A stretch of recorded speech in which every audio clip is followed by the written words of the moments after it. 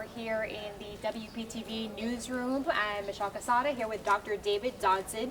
You're an infectious disease expert, and we're talking all things coronavirus today, getting some of the answers to your questions. So we're going to do this Facebook Live. We're showing you a little bit behind the scenes right now because we're going to go on air live in a few minutes. I worked on a story today about the coronavirus precautions that a lot of churches are taking in our area, which we'll talk about that, I'm sure, as well, and how important it is. And so we're going to do a little bit of a live hit on air first, showing that story, and then we're going to transition into our Facebook Live and be taking your questions. And we've already had so many people ask us questions, about the coronavirus. Well, I'm curious to know, what are people asking you as a doctor? What do you see people asking you? Well, people are calling, they're asking about symptoms, and a lot of questions are about travel. Should I go on this trip? Should I fly this place? Should I go on this cruise? So, it's a hot topic right now. And of course, we want to know a little bit about you. So you are affiliated with Good Samaritan Hospital. You're an infectious disease expert, doctor. Right. Tell us a little bit about your background. Oh, well, I trained in the Northeast at Cornell and Penn and Yale. I'm an internist. I'm also an infectious disease specialist. I've been in Palm Beach County for 35 years. I came in 1985. So I've been practicing at Good Sam and St. Mary's hospitals. Initially when I came, it was the height of the AIDS epidemic. So infectious disease doctors were very busy at that time. And then we've seen epidemics over the years of all sorts of things, whether it's SARS or H1N1 or Zika or Ebola or whatever. So, these epidemics come and go. Absolutely. And, a lot of things that I've seen from our social media viewers and following on social media, people are a little bit worried that, is this being blown out of proportion? Is this kind of like not as big a deal as we think it is? I mean, what do you think, your expert opinion as a doctor? Well, step back. We heard about this virus in December.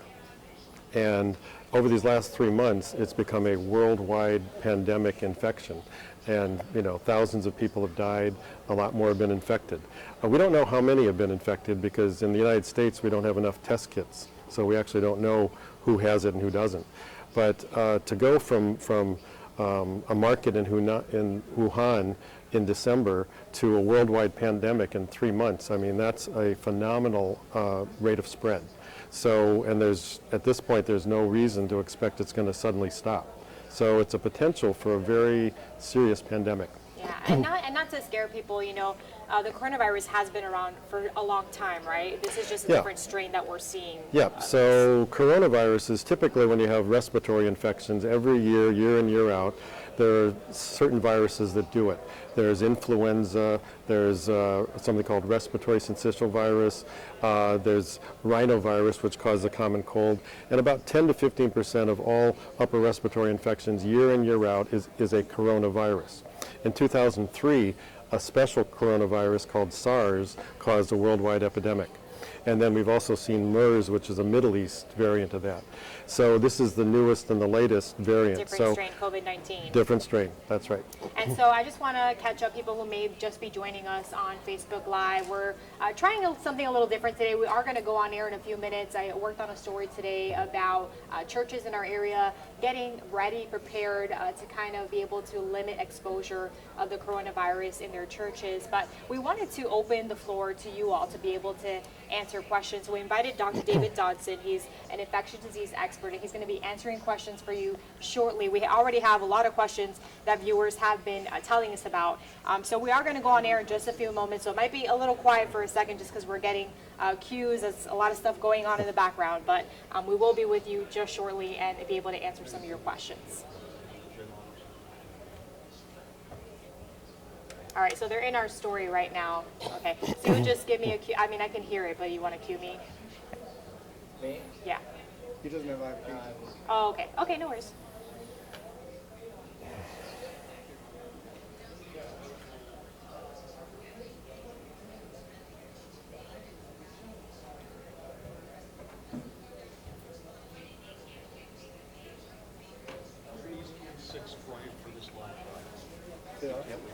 We're 30 seconds out. Okay. Michelle, you're going to tag out on my Tag out here? Okay. Okay.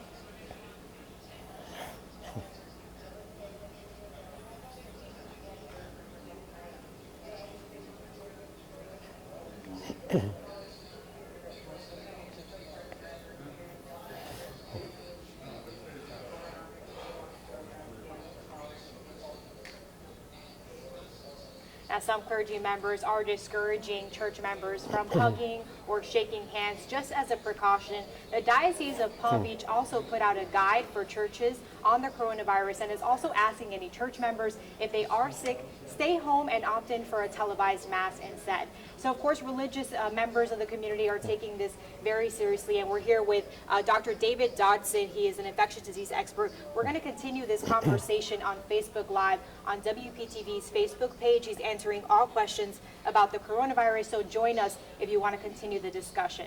And Dr. David Dodson, we've already had a couple viewers on Facebook Live asking us questions, so we want to jump right in and ask you, can you just explain to us how the coronavirus is transmitted? Okay. Yeah, that's actually the most important thing to know about this whole epidemic.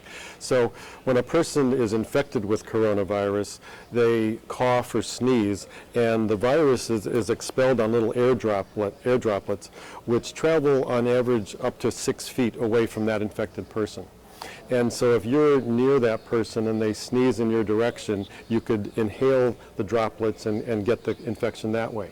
The other way to get it is if the droplets, they typically land on surfaces, either the ground or tables or wherever, and if you touch those areas and then touch your face and your mouth, that's the second way it's transmitted.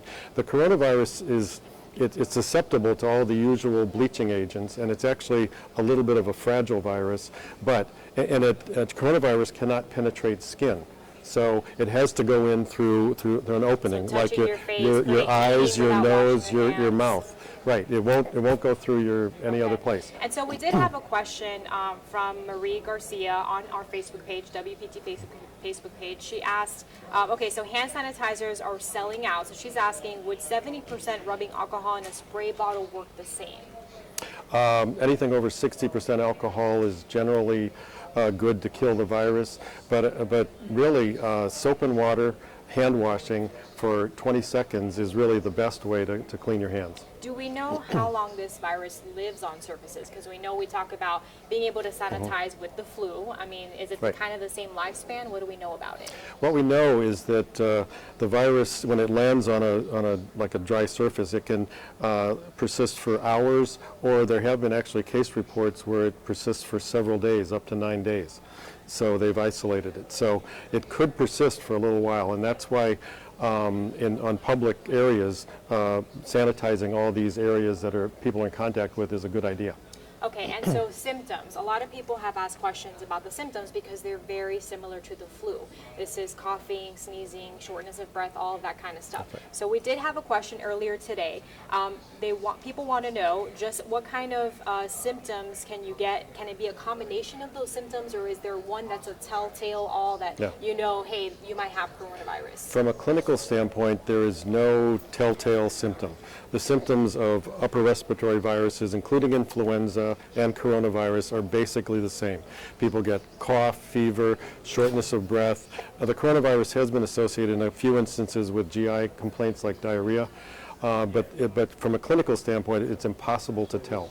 Okay, and so we do want to continue our questions here because we did get a lot of people interested in asking questions. Andrea Rivero is asking on Facebook, on WPTV's Facebook page, is it safe to travel on a cruise? And I'm sure you're getting a lot of questions about travel. We are getting a lot of questions about travel, yes. So what's happening in the world right now is this virus is spreading person to person, country to country, and it's noted that some people can actually transmit the virus even before they have cough and cold symptoms.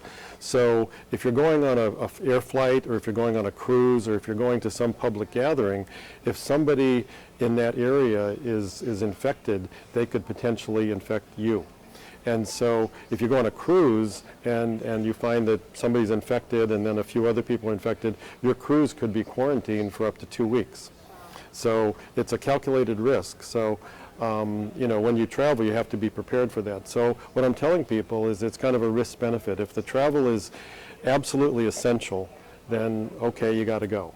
But if it's something that's elective and you don't really have to go, maybe now's not the best time to travel. And what about children? Because we have heard, a lot of things about whether or not children are as susceptible to getting the virus as those who are elderly or have underlying conditions. Are children just as Yeah. able to be exposed to this? So everybody is susceptible.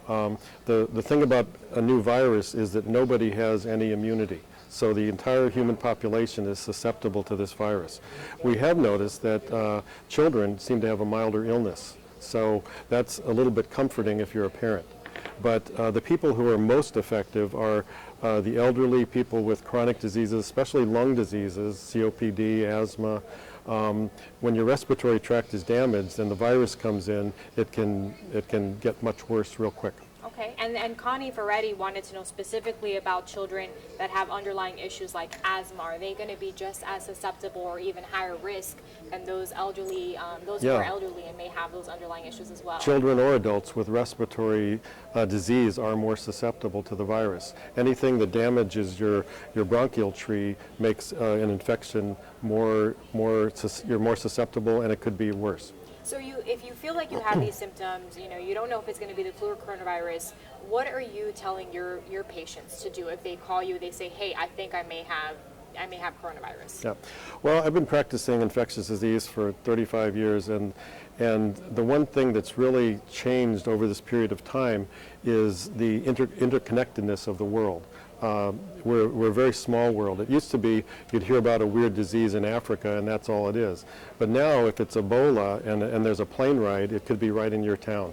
So we're all kind of one human species on one planet, and we have to take care of each other. So if you're infected, try and look out for other people. If you feel like you're coughing and everything, a good way not to spread it is to wear a mask yourself. And then if you're sick, stay home. Because if you go to work or you go to school or you go to church, you could be spreading the illness to others. So you're recommending if you are already sick, it's okay to wear that mask so you avoid infecting other people around you. Yes, so we're getting a lot of questions about masks, yeah. but the most effective use of a mask is actually if a person's infected so that they don't cough and spread the virus all over the place. So, and the surgical face masks generally are not effective to prevent healthy people from getting it. The masks that are effective it's called an N95 mask. It's a very tight mask, and it's very hard to wear, but it prevents 95% of the viruses from getting in. Okay, and I know we're also streaming on our WFLX page as well, so I wanted to know if we are getting any questions from our viewers there. Not yet. Okay, let's go back to WPTV. So someone asked, Zuni Jackson asked on PTV, we are in Palm Beach County, what precautions should we take? Well, we've seen a few cases in Florida. We don't have any cases in Palm Beach County. But that's a little asterisk, because one of the problems we're having right now is that we don't have enough diagnostic test kits. Our government, they've tested 100,000 people in South Korea. In the United States, they've tested hundreds. So what we really need right now is a test kit in every single doctor's offices, urgent care, ER. Every healthcare provider should be able to test for this virus quickly.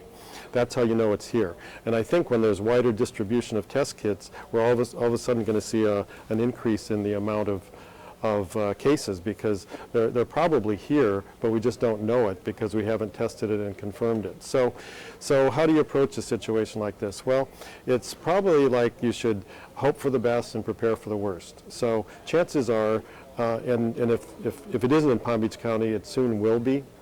And so at some point we're going to have to change our behaviors.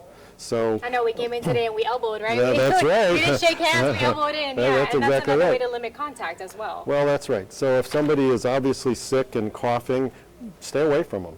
Let them, tell them to, go home. And then as far as touching surfaces, if you wash your hands for 20 seconds, in the SARS epidemic, we learned that hand washing decreased the transmission of the virus by 30 to 50%.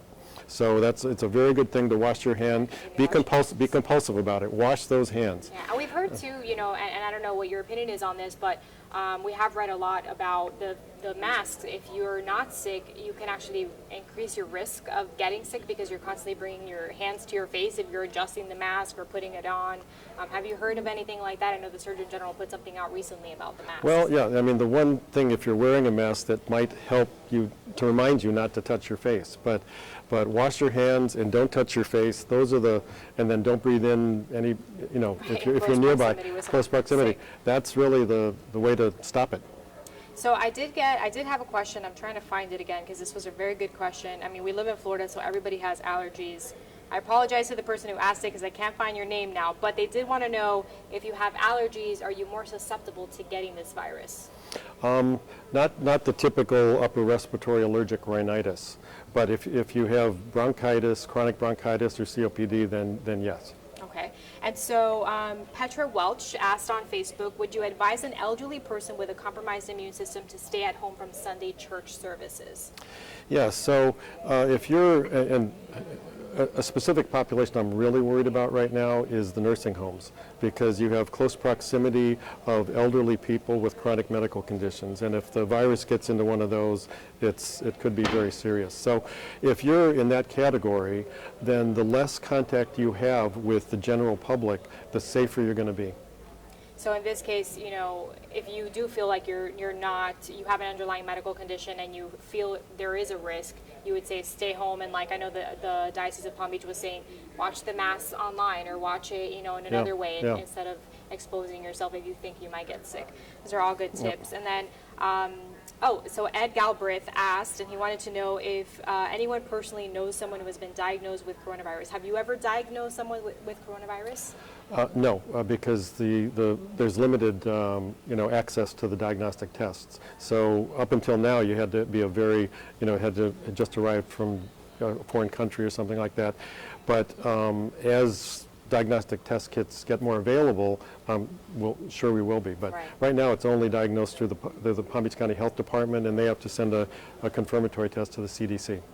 Absolutely. Well, and I know the governor just announced the other day that the Miami Health Department, Jacksonville, and Tampa are testing for coronavirus, which their results are within 24, 48 hours. Yeah, that's going to be much better to help the doctors deal with this epidemic on the front lines. Is there concern that, we don't really know how soon you are contagious after contracting the virus, or is it when you start showing symptoms? Well, after the data that we have from China is that after you've been exposed, the incubation period seems to be between 2 and 14 days before you develop symptoms. So average about 5 days after contracting. But we don't know if you can be contagious even after that, after you start. Well, that's going to be a good question. So the other thing is when people, all comers, when people are infected, the outcome of the infection.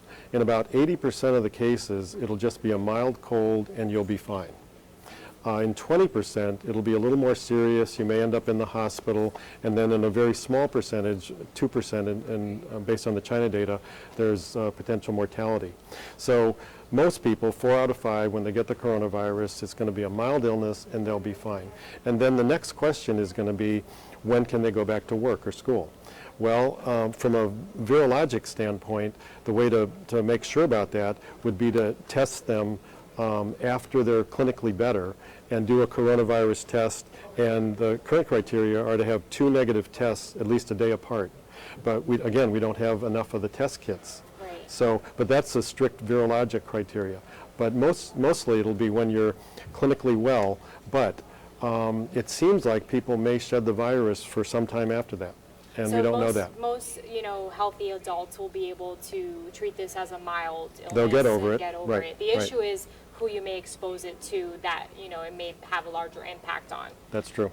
Okay, and then another question that we have is if we can clarify the difference between, I think you said that earlier, what the common coronavirus you may see in other seasons versus COVID-19, which we're seeing is a much stronger strain. Yes, so there's a whole family of coronaviruses, and there's 4 general subtypes, and then SARS and MERS, and now this one, SARS-CoV-2 is the name of the virus. The disease is COVID-19. So it's a whole family of coronaviruses. Most of them have been around for a long time and just cause a common cold. This one, and where does it come from? Well, this one seemed to have come from a bat. So coronaviruses can exist in humans, in birds, and bats mostly. So, but I'm not aware of any cats or dogs. So pet owners there, you should be okay. Pets may not be Right. impacted at all. So- That's a good sign. Yeah, so this seems to have been an infected bat that came into contact with humans in that market in Wuhan, and then people got infected from there, and then it spread from there. Okay, let's look up our Facebook stream right now and just see I have a what quick other question. questions. Yeah. Oh, go ahead, Matt. sorry, We're streaming on WFLX on your end? Yes, Okay. that's right. Can you, this is actually just a question for me, but can you go over, there's no vaccine or antiviral medication? Okay, so the question was about vaccines or any antiviral Right. treatment. So right now there is no antiviral treatment. The only treatment is what's called supportive care, that we treat the symptoms, and then if somebody gets sick enough, they get in the hospital. And that raises another question, but they get in the hospital, and then some people will end up on a ventilator from respiratory failure. So one of the other issues is that if we have widespread exposure in our community, our hospitals and our ICUs and our ventilators might be overwhelmed. I mean, there's only probably less than 200 reverse isolation units in the county right now, and if we have more patients of that at one time, that could be a problem. So, yeah, there's no specific treatment for this. They've tried a couple things. There's an HIV drug that may work. There's another antiviral that may work. And there's even chloroquine. There's been some activity. It's an old malaria medicine that there's been some activity, but nothing has been proven, and it all has to be clinical trials. As far as vaccines, that's on the fast track right now. So the other day, Anthony Fauci said that they will probably have a candidate vaccine ready to be tested in the next 2 or 3 months. But what happens then is you have to use a vaccine in humans and see if it works. And that process will take a year or so, better part of a year. So we're looking for a vaccine minimum of a year, I would think. So what would you, just to clarify, what would you recommend a patient? I mean, I know the governor has been saying, and the health department has been saying, contact the health department first before, if you think you have the coronavirus, before going to your doctor or hospital. Is that because there might be an issue of exposing it to other patients? Sure. So the weak link here is if the healthcare system is inundated with infective patients, some of the healthcare workers themselves are going to get infected. And if your doctors and nurses and everybody gets infected, who's going to take care of the rest of you? Right, there's a strain on the resources. So again, it goes to the personal responsibility be thoughtful about your healthcare provider. And what's happening right now if you get called, if there's an ambulance call in Palm Beach, you'll get the questions of travel and have you been exposed or contacted anything.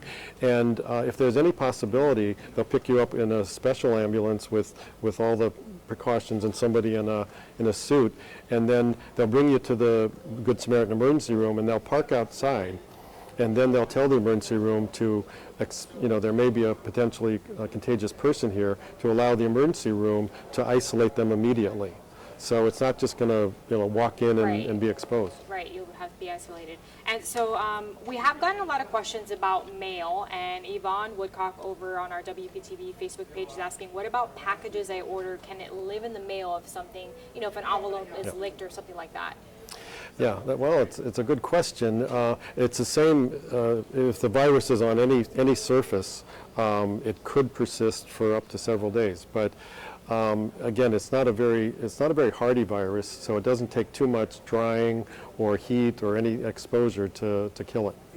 So definitely the key here is if you are opening mail, just wash your hands before you touch your face or anything like that, to avoid being exposed to it if that's the case. We did get a question about women who are pregnant and their concerns about being exposed to the virus. Do you know anything about what kind of impact it would have on a pregnancy, or will it have any impact? Well, pregnancy itself, it's a mild immune your immune system is a little bit weakened just by being pregnant, because you have to tolerate a foreign body, basically. So it can be considered an underlying medical condition. Right. For this So it's possible that pregnant women may be a little more susceptible to this virus. So again, even more if you're pregnant, even more serious. Take these precautions.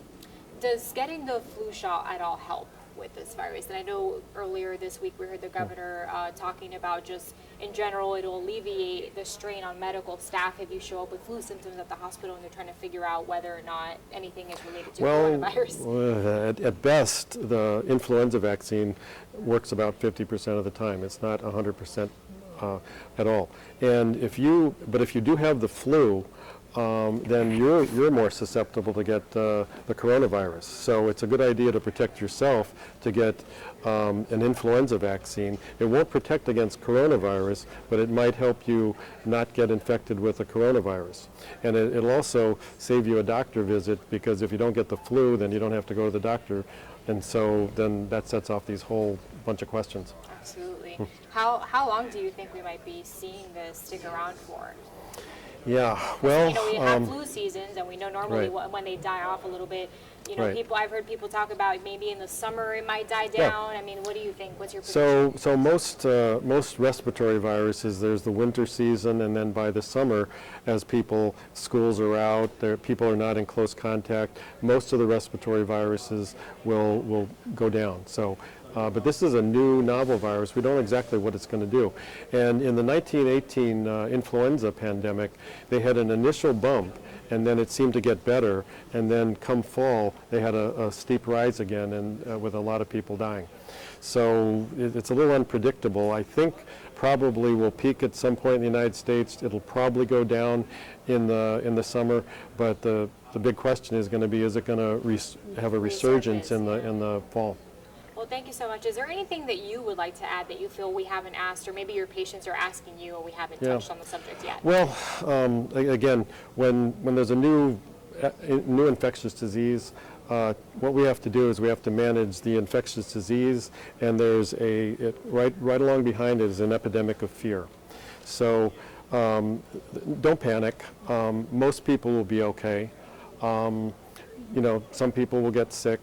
But you know, have courage and take care of your neighbors. Right, and not to be afraid or not to be scared, but just kind of look out for Right. yourself. You know, wash your hands, treat it as you would during flu season, and just be extra cautious. Well, again, we're all human beings, and so you take care of yourself, you take care of your neighbor, and you take care of your community. So do the responsible thing, and we'll get through it. Absolutely. Thank you so much, Dr. Dodson. Thank you for being with us. And My we pleasure. have been covering coronavirus stories. We'll continue this coverage. You can find all of our stories on our website, WPTV.com. Thank you all so much for joining us.